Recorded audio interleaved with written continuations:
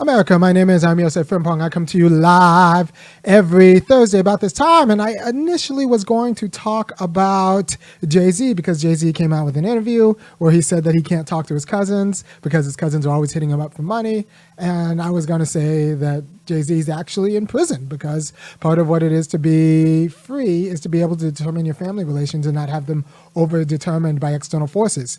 But Jay-Z's family relations, because, Jay-Z didn't grow up from a fancy family. He grew up in just a regular a poor black family. And so all of his relations are poor.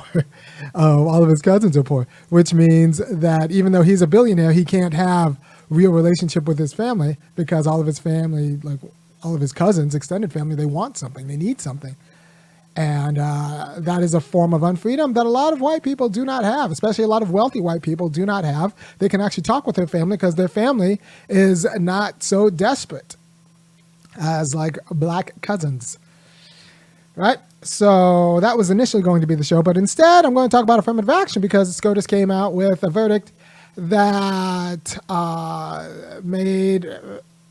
federally made race-based admissions in college verboten. So we can't do that anymore across this wide land. And we need to know what that means. First of all, race in America is always tied to lineage and separated from lineage, right? It's separated from lineage because Barack Obama is black, but it's tied to lineage because Barack Obama isn't an American descendant of slaves.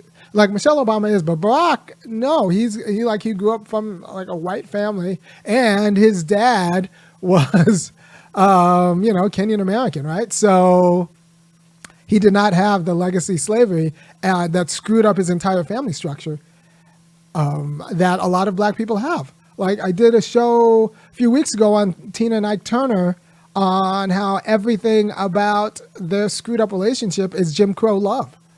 It's love under Jim Crow, right?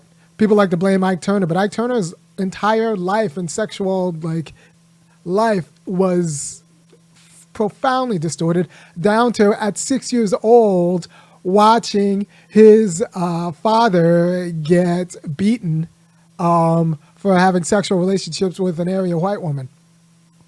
And then he himself was raped as a young man. So like everything about Ike Turner's life and like in an extent Tina Turner's life has been overdetermined by the racialized degradation and terror of Jim Crow, right? So Ike and Tina Turner with Jim Crow love, right? So it's the legacy of that. It's the lineage of that, of slavery and Jim Crow, that affirmative action was, according to LBJ, set to actually redress.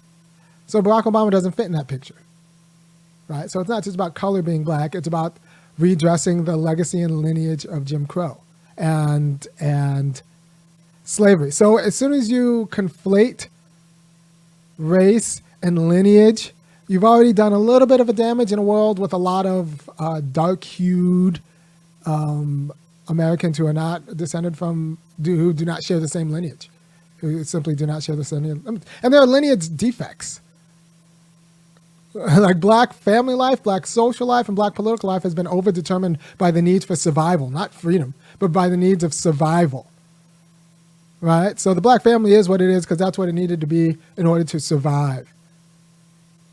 That's not the same as the black family is what it is because that's what it determined itself to be in a free and equal America.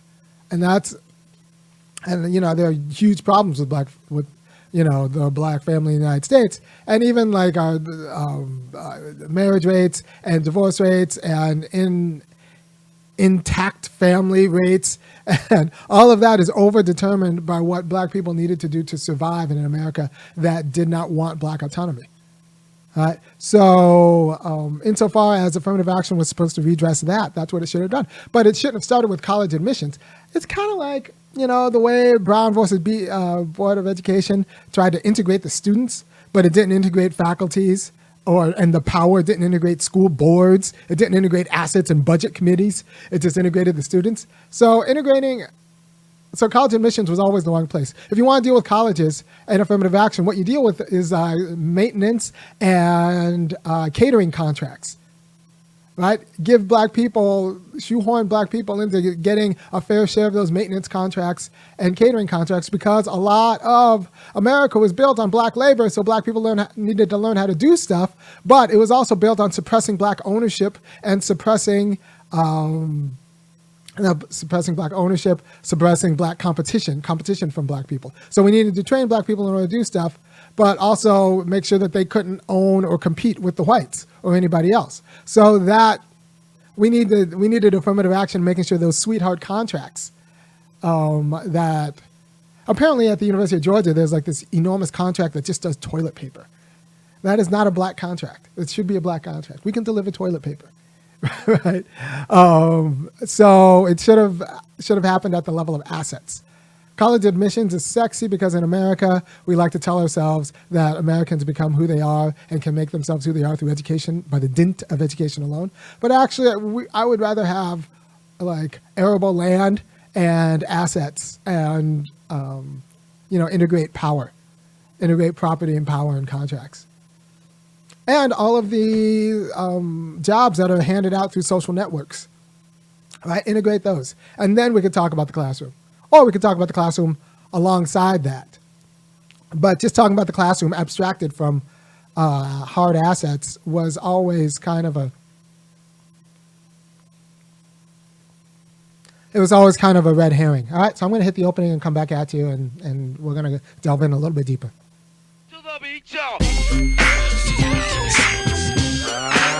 Yeah. Sound good to me. Never change the ways for the world or the government. If I was the president, then I would state facts. You leave it up to me, I paint the White House black and I'm featuring your front.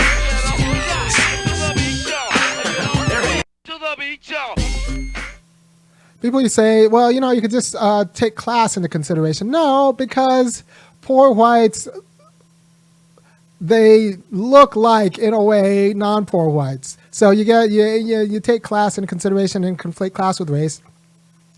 Or you get some sort of, poor white people who put on just enough airs to be taken in to a polite society with rich white people, and nothing, no one has gained anything, right? So I bet you class-based affirmative action would really do great things for white women. You're born poor, but you got big breasts, so you go to college and you end up marrying, an engineer patriarch who's going to tell you what to do anyway and appreciate your big breast. Right, so that you got your class come up. That doesn't do anything for like the poor community. No, affirmative action needs to talk about jobs. It needs to be centered around jobs and assets. Right. By the way, I'm probably every program that I've been a part of and participated in and like can contribute to is probably a better thing because of the quality of my intellect. So if I was an affirmative action, my grades were bad in high school, but my test scores are pretty good. And I came in with a non-obvious major. I checked music because I was a pretty good musician in high school. And it turns out that was a felicitous box to check in college admissions, because college admissions don't want any more biology majors. They get enough of those. I didn't study music. I studied philosophy, and I studied a lot of things, but my degrees have been in philosophy. But it turns out that that kind of stuff matters in college admissions, because if they want music departments, they need people who come in as majors. I didn't know that at the time. I was just, the only thing I knew how to do was play the oboe. So I checked that I was going to study music at Berkeley. But any elite dollars and taxpayer dollars that went into my education has been repaid through the quality of my contribution, not only every Monday and Thursday here, but just in my life. So you're welcome. You're welcome.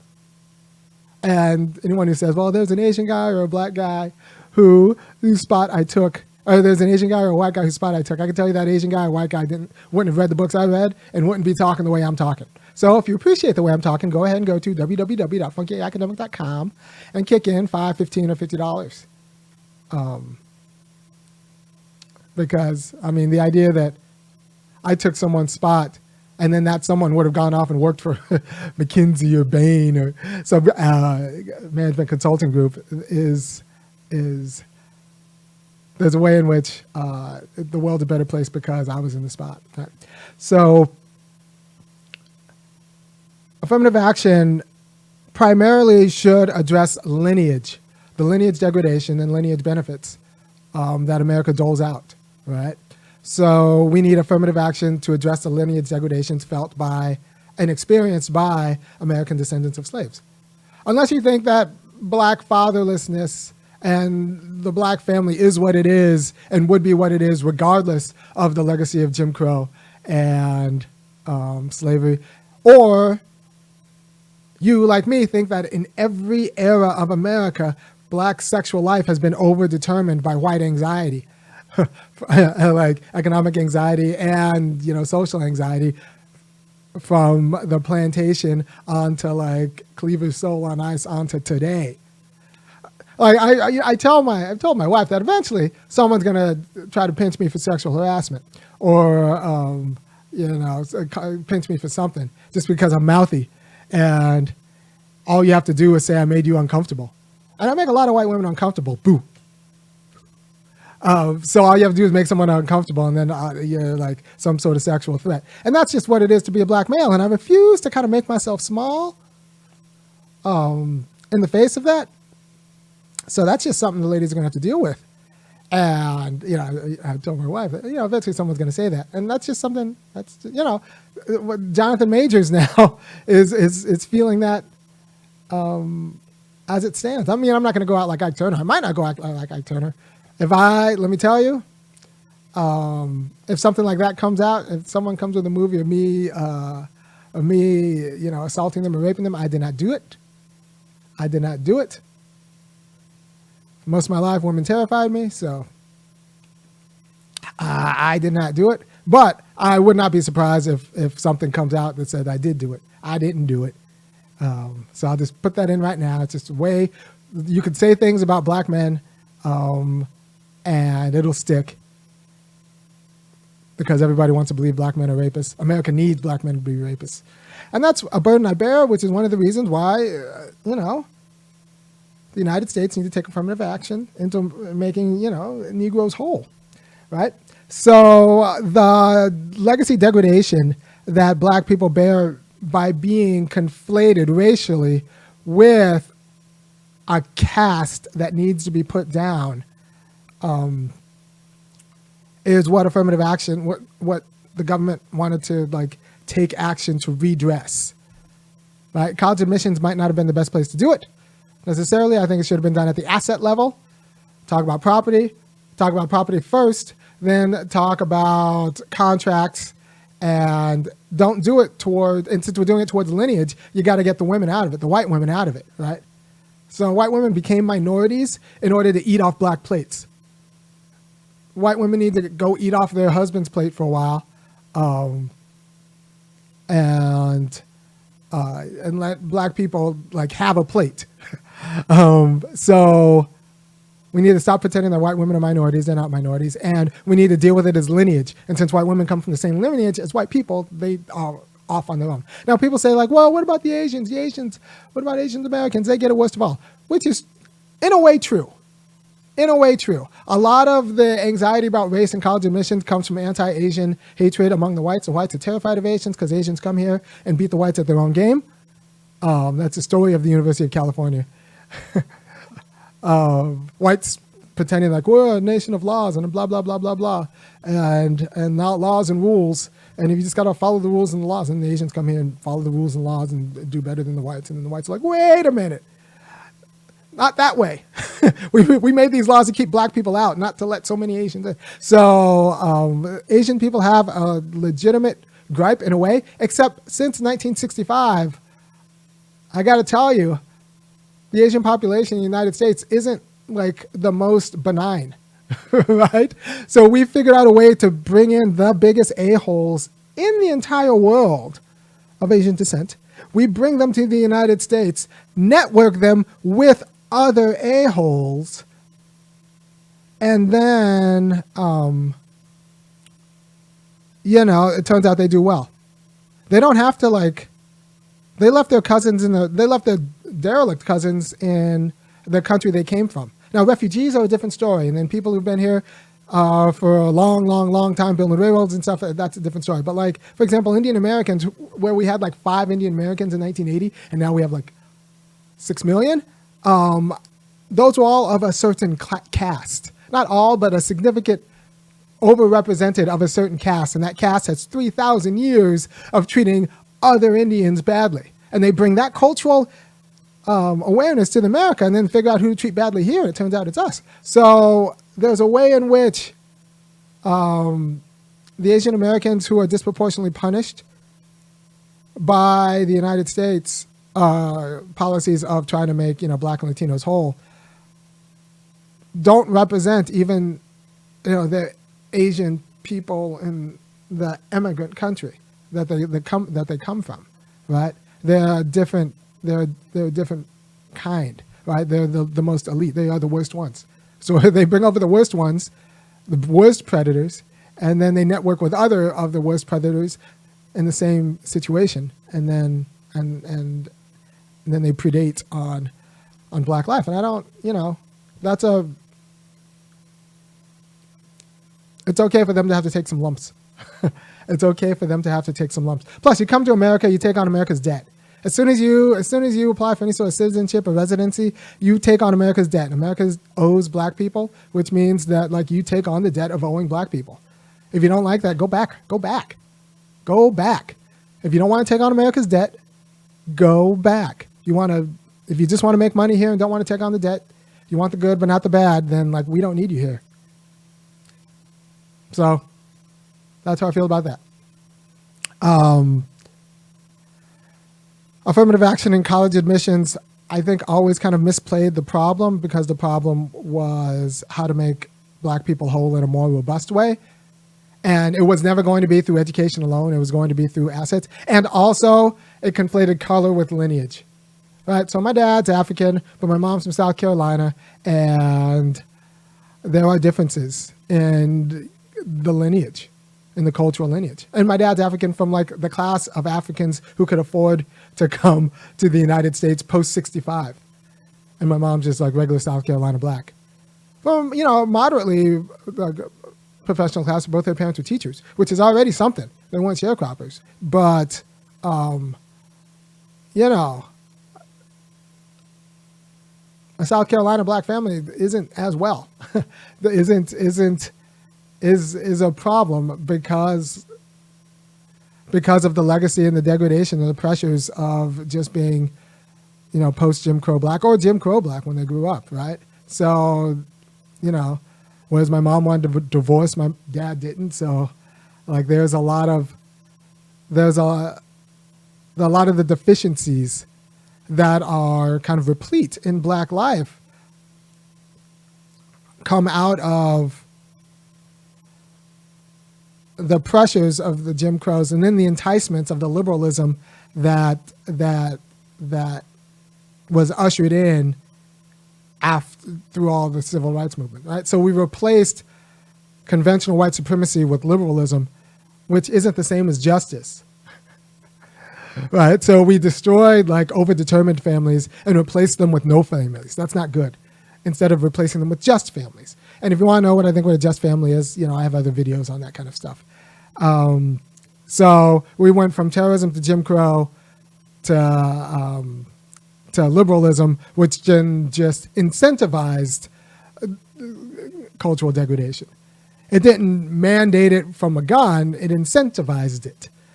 It incentivized cultural degradation, it incentivized divorce, it incentivized kind of unfortunate institutional behavior, right? And marketed it to. So we went from the terror of the plantation to the terror of peonage slavery to throwing it to the terror of the market, none of which actually was consistent with Black self-determination. Right? Being on the market when you don't have any assets, that's great. We'll take away all your assets and then throw you on the market. So you don't control media, you don't control property, you rent, but you're free. you just have the ideas that we tell you, living in a space that we give you, on a job that we provide for you, on terms that we negotiate for you. No, so black people have never been free. We were thrown from sharecroppers to the market without any assets, without any market power. We were thrown to the market without any market power. We were chum, and we've been chum ever since. So the lack of cultural and material power in a market society has not made black people free. We don't control the ideas. I might be one of the freest Negroes on YouTube. And if you appreciate what I'm doing, go ahead and go to www.funkyacademic.com and kick in $5, $15, and $50, because nothing in America is free. Nothing in America is free. Everything costs, and I want to, provide for my family and all that stuff. And so just know that if you give the money to me, it'll be spent, helping me be free in a way that's good for the world. I use my freedom in order to support my people. And my people are, both my family, my community, and you two on YouTube, and the United States. I'm trying to make a better America. I'm going to go talk, by the way, about that. I have plans in a few weeks. I'm going to do a session on what I teach my kids and why. Because my kids are awesome. You might want your kids to be like my kids. You probably should. I think you should. My kids. And not just because they're mine, but because they are. Like they can do things and win awards and do stuff that just testifies how pretty much objectively awesome they are. And I want your kids to be objectively awesome, except they're secrets. And I don't think the secrets should be secrets. I think it should be out for the people, because everyone can be awesome in their own way, in different ways. I'm not threatened by your kids being awesome. I think your kids could be awesome in the same and different ways. And if your kids are awesome, my kids are awesome, then that's just more like black awesomeness. And I appreciate that. So so I'm going to do that, how I'm going to teach my kids, and what I do to teach my kids, and kind of like the structure of my day as a parent. I'm going to do a show on that probably in 2 or 3 weeks. But lineage first. And Sandy Darity's book, From Here to Equality. Do I have that here? Sometimes I have it right away. Yeah, look at that. It's right here. Sandy Darity's book, From Here to Equality. On chapter 13, he lays this out.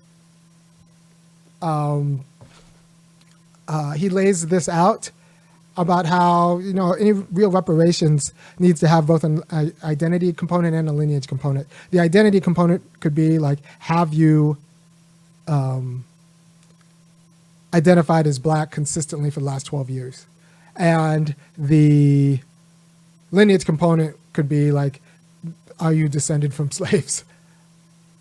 Like that, I think that's fair. Right, and then marginal cases are kicked to a community that a tribunal of like non-marginal cases. So like there's kind of a black national Congress that decides marginal cases, which I think all of this could work. Black people decide who gets to be black, same way that Native Americans decide who gets to be Native American. And apparently Elizabeth Warren did not get that memo, and she decided herself what she was, and the Cherokee Nation said like, no. We get to decide who you are. All right. Thank you for your time.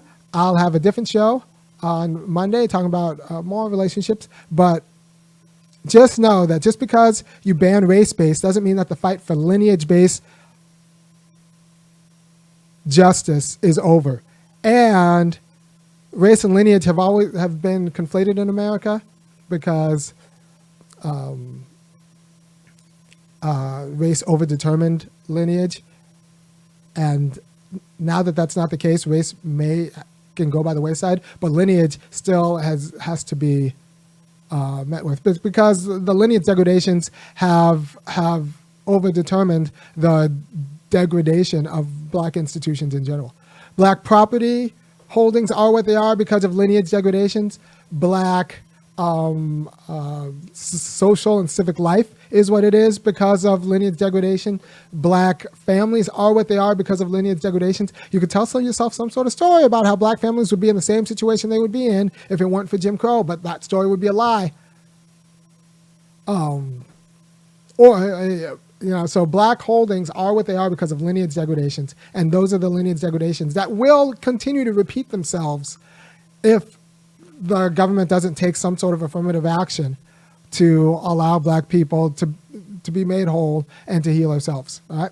So thank you for your time, and I will see you on Monday. Bye. go to funkyacademic.com.